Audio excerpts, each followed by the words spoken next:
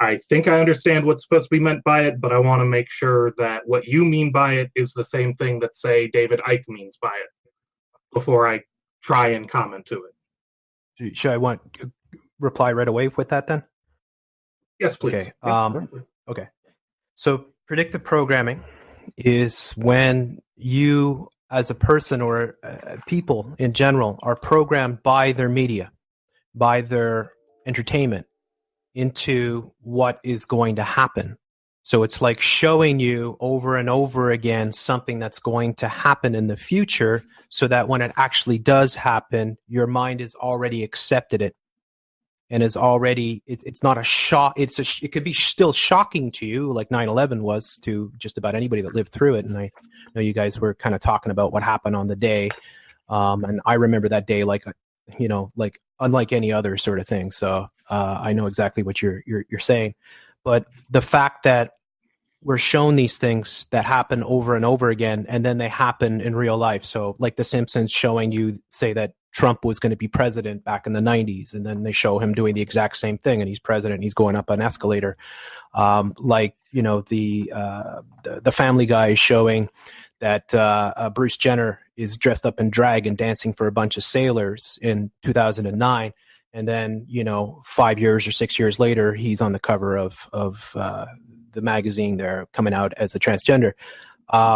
Like Seth MacFarlane, again, with Family Guy, showing 2 bombs go off in his show Okay. a month to the day before they go off in Boston. And then the night before the bombings go off in Boston, April 15th, 2013, you have his other show, American Dad, showing a guy bringing his date home, talking about having a blast, call the bomb squad, that makes 2 blasts, sort of thing. Okay, and then the next day you have the 2 bombs going off. If I'm understanding correctly, it's context independent. It's not like, let's say, for example, with goodness, I can't quite remember the name. I think it was Lone Gunman, the TV show. They had their series premiere in the months before, like I think it was January of 2001, and they had a hijacked plane by a government conspiracy fly into a building and bring it down. And that's predictive programming for 9/11, even though in context you would think it's programming you to believe that 9/11 was an inside job, if you include the context around the event. Yeah, One second, guys. but We're most getting people... a little bit of feedback. Jeff, are you watching the stream back, or do you have headphones on? It may be looping back through, but we're getting a little bit of an echo from your end. Hang on a second here. I'll get my headphones, okay? So I'll be right back. Sure. Anane, do you want to kind of give your thoughts thus far while we wait for him to plug in his headphones? Well, I'm really curious about whether or not he thinks predictive programming is context dependent or not, because that really gets into some issues with our best models of how humans learn. Got it. Okay. And all right, so okay, go ahead. Yeah, I got my headphones on, so hopefully that'll take care of if that was me. Keep away the feedback. Yeah, so hopefully. Yeah, so I mean, you ask a good question, and I'll try to do my best to answer it, because aren't they showing us? I mean, if they show us this over and over again, like they did with 9/11, and there are literally hundreds of examples of the Twin Towers coming down or exploding or having explosions go off in them, some of them just months or even weeks before the actual event happened. And so if you say, well, isn't it like them showing us this, wouldn't that wake up people to what they're up to? And the answer is, it'll wake up. Like with the Lone Gunman, where the context of the towers being attacked was as part of a government conspiracy. I'm wondering whether or not predictive programming accounts for context. Yeah, I mean, it's more difficult for someone like myself to get into the minds of the people that orchestrated 9/11 to know exactly all their black magic and why they do what they do. But in many ways, 9/11 is your minds, though. I'm talking about your theory of predictive programming. All right. let each other right, finish. ask me. Okay, so you want to know?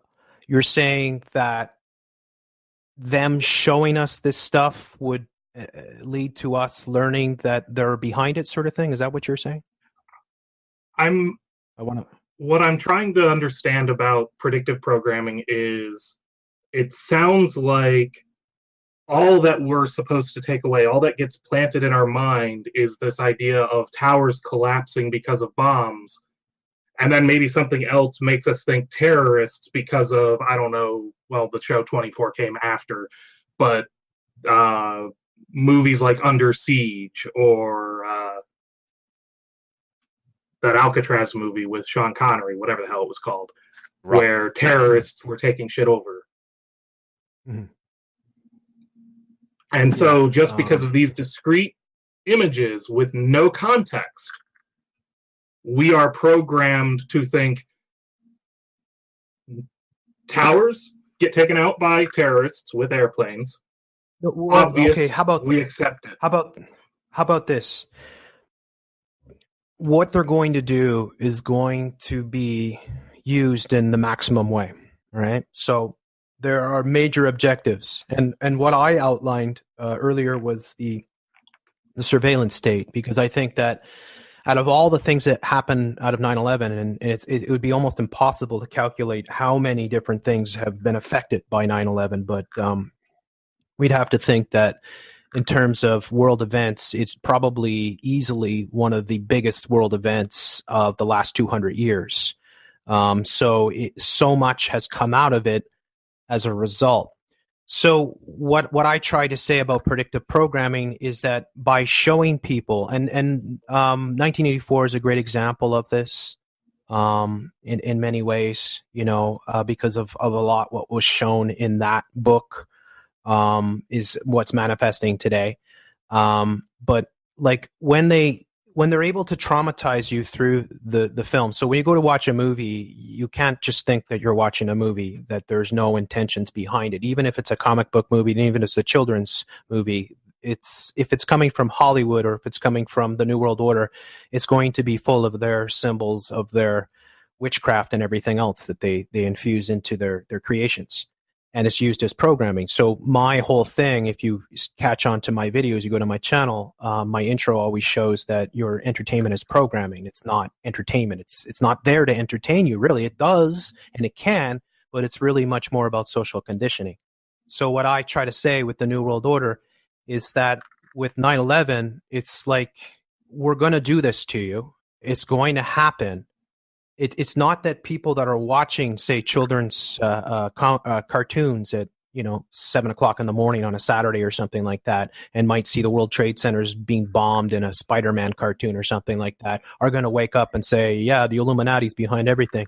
It's more like if you show people over and over again that these things can happen. When they happen, then people accept them. So, like Osama bin Laden, this is why I said what I said about the terrorism, where you guys were discussing in the beginning that terrorism wasn't really that big of a thing until 9/11. That's not true at all. It was a huge thing, and it was all over the place, and we were constantly being hit with terrorism and terrorism stories.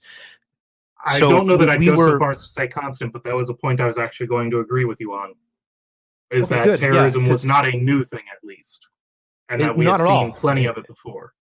Yes, exactly. Including the 93 bombing, the 93 bomb. I mean, you can go through a number of airline bombings. You could talk about the Munich games. You could talk. There's so many different examples that you could give of acts of terrorism that had happened leading up to 9/11. So we were deep in a sort of Islamic terrorist sort of world, where the enemy was the guy in the cave right up in Afghanistan sort of thing, who hates our freedoms and wants to take us out sort of thing.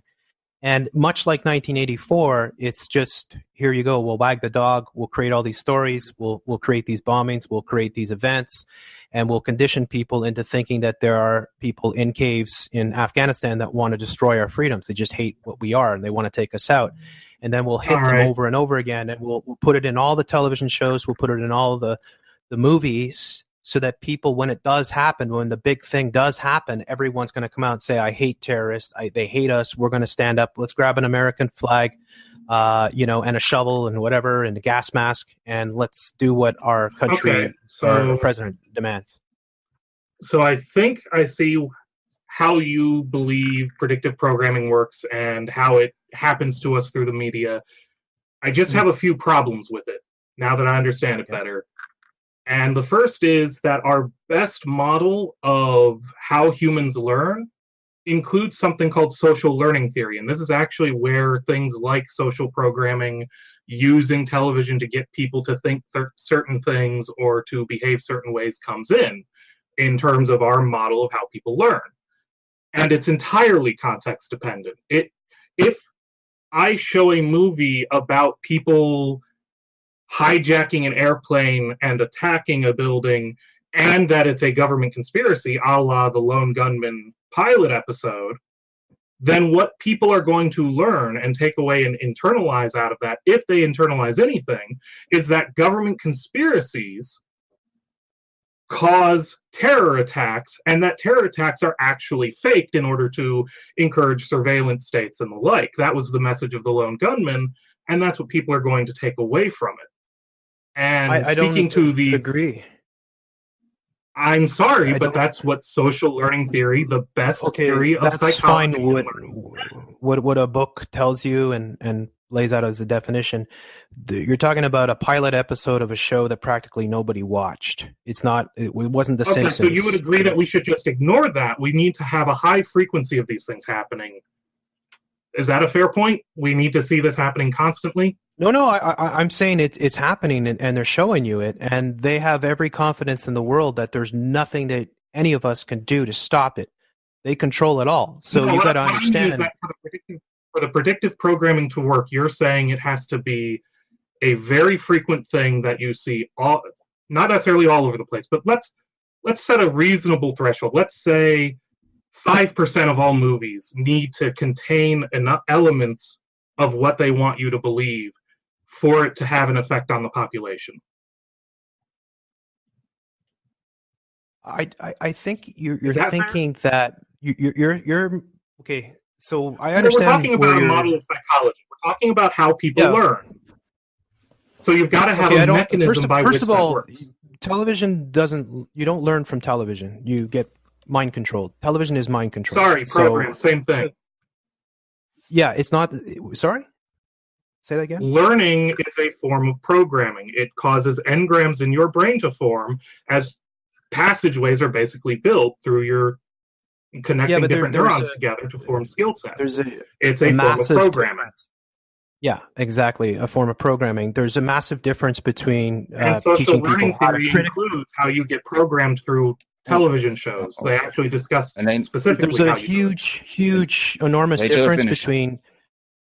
Yeah, there's a huge difference between, teaching people how to think critically so that they can think for themselves, or programming people, like mind controlling them into what they're doing massively to humanity now, and they have been doing for a long time. Then let me choose different words. Would you say that, because we seem to agree that the Lone Gunman is a one-off that we can just disregard, that you need a frequency of events? You said earlier because it teaches you to think that, it programs you to think that government conspiracies cause terrorist attacks such as 9/11, which would wake people up to the Illuminati, New World Order, whatever you want to call it. So we set that one aside because it goes counter to your theory. And we talk about, let's say you had an image you showed me that had 4 movie posters on it, and I went ahead and doubled that number to 8, figuring that maybe you had overlooked a bunch in your research or just didn't have them all crammed on there. And I did a low ball estimate of the number of movies released using data from Hollywood and from various other companies of how many movies were released in the same time frame, and I came up with something around the order of 2,450 movies. Mm-hmm. So is a 0.3% rate of movies containing themes about 9/11 good enough to program people? Yeah. Or do we need it's more? a bit of a straw? You're all right.